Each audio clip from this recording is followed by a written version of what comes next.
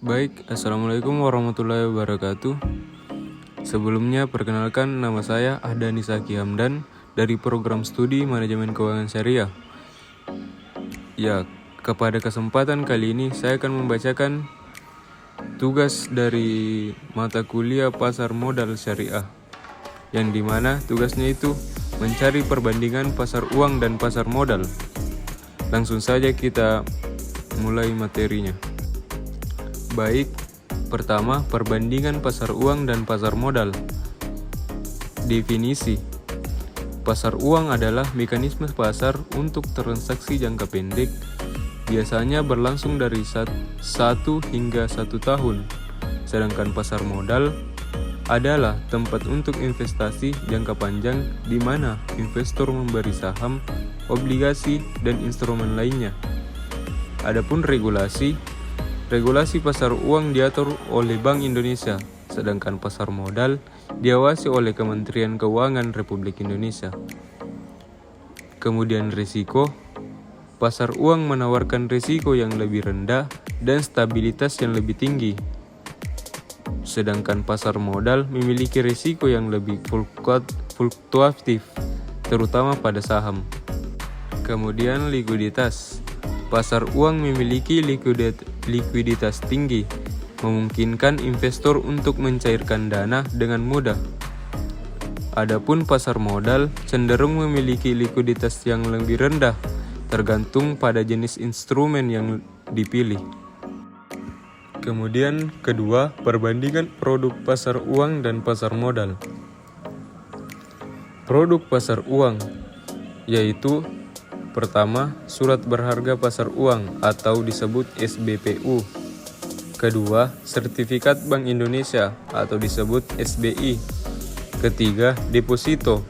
Keempat, promissory notes. Kelima, treasury bills. Keenam, commercial paper. Produk pasar modal yang pertama itu saham, kedua obligasi, ketiga reksadana, keempat exchange trade fund atau disebut ETF, kelima derivatif. Adapun kelebihan dan kekurangan: produk pasar uang cenderung lebih aman dan mudah diakses, tetapi dengan imbal hasil yang lebih rendah. Sedangkan produk pasar modal menawarkan potensi keuntungan yang lebih tinggi, tetapi dengan risiko yang lebih besar.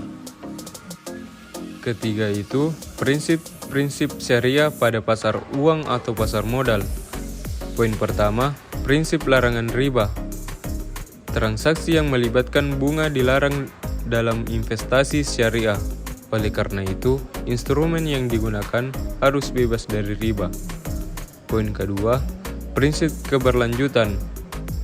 Investasi harus dilakukan pada sektor yang halal dan tidak bertentangan dengan nilai-nilai Islam seperti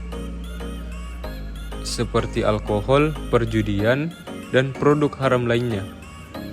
Poin ketiga, prinsip keadilan. Semua pihak dalam transaksi harus mendapatkan keuntungan yang adil tanpa ada penipuan atau eksploitasi. Keempat, prinsip partisipasi. Investor harus terlibat dalam risiko dan keuntungan dari investasi, bukan hanya sebagai pemberi pinjaman.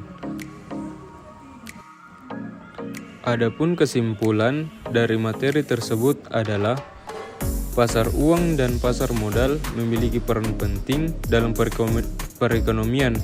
Masing-masing memenuhi kebutuhan yang berbeda bagi investor dan peminjam. Memahami perbedaan antara keduanya membantu investor dalam membuat keputusan yang lebih baik sesuai dengan tujuan keuangan dan toleransi risiko mereka. Baik, terima kasih. Itulah tadi pembacaan materi tentang perbandingan pasar uang dan pasar modal. Saya Ahdani Saki Hamdan. Assalamualaikum warahmatullahi wabarakatuh.